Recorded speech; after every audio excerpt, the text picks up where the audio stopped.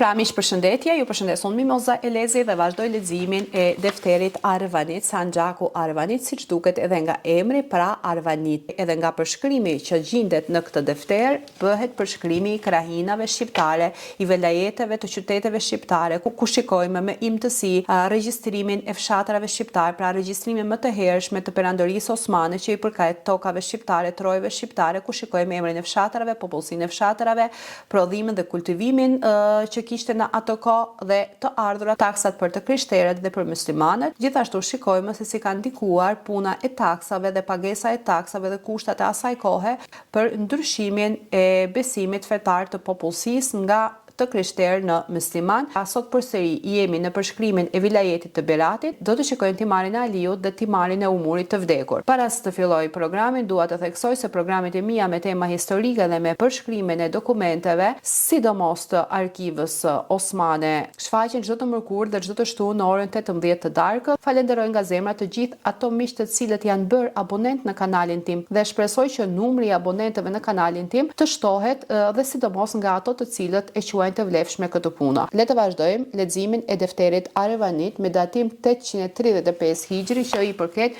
viteve 1431-1432 me datimin miladi. Pra në këtë program do të shikojmë timarin e Aliut dhe timarin e Umurit. Timari ishte ato shëpëtor besnik të portës së lartë, të cilët ishin të rregullt në shënimin e popullsisë së fshatrit, në shënimin e të ardhurat të fshatit, në shënimin e gjithë shkajit që i përkiste mbi administrimin dhe mbi jetën dhe strukturën e fshatrave të asaj kohe. Pra shikojmë timarin e Aliut dhe timarin e Umurit të vdekur. Fillojmë me këtë shënim. Ky timar ju dha Aliut, shefit të shahinëve, Shahin Xhibashë, pa krye shahinëve. Aliu ishte djali i Sagrakut, i cili ka kryer shërbimin Gedyk. Pra shërbim Gedyk do të thotë shërbim i vogël ose detyra e një ushtari, zyrtari me të drejta të kufizuara mbi tokën, mbi timarin e tij, pra tokën që i përket atij. Në kohën e sultanit tonë ju dha timari dhe ai me beratin e sultanit administron këtë tokë, pra fermanin me urdhën e sultanit. Në shërbim të tij kishte 3 xhebeli dhe një kadër, 3 ushtarë, banorë me detyrë ushtarake, pra quheshin xhebelite, dhe një kadër ishte një person me detyrë administrative ose drejtues, pra që më vonë është pezulluar. Këtu shikojmë që më vonë është pezulluar dhe në shënimin e dytë shohim tani sepse ky Gedyk Ali, pra ky shërbyes ushtarak Aliu, nuk u paraqit në shërbim, timari ju mor dhe ju dha sunkuri. Pra, siç e pam dhe në programin e parë dhe siç e kemi parë dhe në shënimet e tjera, timaret në përgjithësi i jepe atyre që ishin besnik të fortë të portës së lartë. Dhe ai që nuk i qëndronte besnik ose nuk i përshtatej detyrimeve që i jepte porta e lartë, pra timaret, fshatrat, pasuri, gjithçka që kishte, që ishin të tij, që i zotëronte ai, ose që u kishin dhënë atij, merreshin dhe jepshin dikujt tjetër. E tani le të shikojmë se tek timari i Aliut që ju dha sunkuri, sa fshatra kishte dhe përbërën e këtyre fshatrave. Në varësi të këtij timari ishte fshati Shepri dhe ky fshat mvarej nga Zagoria. Kishte një kopësht që i përkiste sultanit, kishte 38 shtëpi, kishte një grua të ve, 3 beqarë dhe të ardhurat ishin 3553. Pra shikojmë nga të ardhurat që ky fshat ishte një fshat i pasur. Fshati i Vrestove ishte në varësi të Vajonetës, pra të Çamërisë. Kishte 16 shtëpi, një beqar, të ardhurat ishin 913. Momentalisht besoj që nuk kemi shumë burime të qarta sipas kërkimeve që kam bërë edhe unë që të shikohim qartë që momentalisht ku gjendet fshati i Vrestove i Çamërisë, pra se ky fshat i përkiste Çamërisë. Fshati i Vrestove mbas edhe është zhdukur ose mbas edhe ka ndryshuar emrin. Vazhdojmë. Fshati Vergos. Fshati Vergos ishte në varësi të Vajonetës. Kishte 17 shtëpi, 2 beqar dhe të ardhurat ishin 1229 akçe. Fshati i Zravjeshove. Ka një pikë pyetje për këtë fshat. Ky fshat mvarej nga Vajonetja, kishte 15 shtëpi, një beqar, të ardhurat ishin 960. Fshati Dragash ishte në varësi të Vajonetjas, kishte një mulli e gjysmë, kishte një kopësht, 27 shtëpi, 2 gra të veja, një beqar, të ardhurat ishin 2802. Fshati i Stariqte ishte në varësi të Kirelash, kishte 38 shtëpi, 4 gra të veja, 5 beqar dhe të ardhurat ishin 1802. Fshati Derpolu ishte në varësi të Kirelashit, pra fshati Dropull në varësi të Kurveleshit.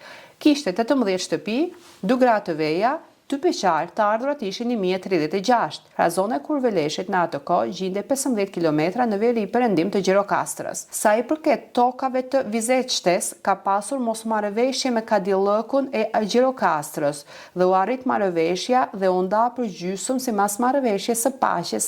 Gjithsej, kishte 7 kura, pra 7 vende, kishte në gjysmë tokë bujqësore, kishte 159 shtëpi, 11 të veja, 15 beqar, të ardhët ishin 12.296 akçe. Pra si që shikoj, këto 7 vende kishin 159 shtëpi, pra një popullsi goxha e madhe. Pra ky ishte timari i Aliut. Tashti vazhdojmë leximin duke përshkruar timarin e umurit të vdekur. Timari i umurit të vdekur ishte një timar i vjetër. Në kohën e sultanit të ndjerë ja kishin dhënë babait të tij dhe në kohën e sultanit tonë ju konfirmua dhe ai ka aberatin e sultanit. Pra kur flasim në kohën e sultanit të ndjerë, këtu flitet për regjistrimin e dokumentit që është bërë në vitin 1431-1432. Ndërsa kur flasim për kohën e sultanit tonë, pra këto dokumente kanë filluar të shkruhen 70 vite mbas vdekjes së Skënderbeut, pra rreth viteve 1520-1530 dhe pikërisht kjo cilësohet këtu. Pra ky timar në kohën e sultanit të ndjerë, pra në vitin 1431 i është dhënë babait të tij, ndërsa në kohën e sultanit tonë, pra në vitin 1520 kur janë filluar të mblidhen këto dokumente në një defter të plotë, ju ka dhënë berati. Pra shërbet si gulam dhe ky person, pra Aliu, shërbente vetë si gulam. E kam theksuar edhe më parë, gulam do të thot ushtar i devotshëm, jeni qerë që merrte pjesë në trupat e afërt të sultanit. Shënim, tani u dha djalit të tij Jusufit, ai e zotëron dhe administron këtë timar. Ky timar në vitin 856, që përkat me vitet 1452-1453, pra ky timar u dha djalit të Jusufit në vitin 856, pra që përket me vitin 1452-1453 në Dimoka, dhe ai e zotëron dhe administron këtë timar. Fshati Shtegopoli i përket nahijes së Edirnesa, ishte pronë e sultanit, kishte 6 ara, 8 mana, 26 shtëpi, një grua të ve dhe të ardhurat ishin 1834. Me ndërhyrjen e Zaganos Beut, Sanxhakbeu i këtij vilajeti të ju shtuan edhe 14 shtëpi. Shënime, Minha, pra 25 shtëpi. Ky Hamza e la timarin dhe shkoi duke ndjekur Hamza Beun Sanxhakbeun. Për këtë arsye pjesa e tij tani u dha Jusufit, një shërbitor i sultanit që erdhi nga Semendra në vitin 848. Semendra, kërkimet burimore për Semendra në tregojnë Semendraja me përshkrime më të afërt të asaj kohe mund të ishte San Demetrio Korone, pra një fshat arbëresh, dhe theksohet që ky person mund të kishte ardhur nga një fshat arbëresh ose Semendra gjithashtu mund të jetë edhe një vend i zhdukur në Epirin Jugor që nuk gjendet shënime për to. Por më gjasa si ka që mund të ketë ardhur nga ky fshat arbëresh. Tani kjo pjesë ishte në dorën e Jusufit, djalit të umurit, por për shkak se ai plagosi një njeri, ju mordhi u dha Iskenderit. Fshati i quajtur Istepani u shtua papagesë për shkak se ishte bërë vend armik. Do të thotë që territori ishte i kontrolluar nga armiqtë ose kishte marrë pjesë në rebelim kundërshtim. Fshat armik në ato kohë quhen ato fshatra ku popullsia e këtij fshatri nuk i nënshtroi administrimit osman dhe bënte kryengritje të her pas hershme kundra perandorisë osmane dhe këto quheshin fshatra armiqe. Për këtë arsye, autoriteti osman nuk mund të merrte të ardhura prej tij për momentin ose e shpërndau tokën papagesë tek një shërbëtor besnik për ruajtjen e saj. Kjo ka mundësi të jetë, pra këtu kemi po bëj një sqarim, kjo mund të jetë një fshat i vogël i zhdukur sot, ose mund të jetë një toponim i deformuar që sot emërtohet ndryshe. Në disa raste mund të lidhet me emra slav ose arbëresh, për shembull, i Stefan, Stefani. Pra, ky fshat i përmendur do të bëhet pjesë e një personi që do të jetë në zotërimin e tij dhe do të quhet prona e tij dhe do të jetë në dorën e tij. Tani këtë timare ndanë bashkë Kasemi dhe djali i Jusufit. Ata deklaruan se kanë 40 shtëpi dhe do të kryejnë shërbimin në kala sipas radhës. Pra, siç shikojmë, kushtet që i kemi parë vazhdimisht janë nëse do jesh një shërbëtor dhe një ushtar i mirë i perandorisë, atëherë ty të jepin timarlie dhe të jepet një status. Pra, kjo na bën të shikojmë se si është bërë edhe përçarja në mes të shqiptarëve në ato kohë. Pra interesi personal ka qenë gjithmonë më i lartë se interesi i përgjithshëm, që këtë interes po e shikojmë edhe sot fatkeqësisht. Pra kjo ndodhi në fillim të muajit Ramazan të vitit 857 në Edirne. Kjo pjesë ishte dhënë përsëri Jusufit, por ai tani e la dhe u largua, me që Sanxhakbeu e njoftoi këtë me letër disa fshatra që më parë ishin marrë nga Hëzërë, shërbetori i Jakub Beut, dhe që ishin bërë vend armik, ju dhanë në vend të tyre disa fshatra të quajtur Minkuli, pa pagesë kompensimi. Kjo ndodhi në vitin 858 në Sofje.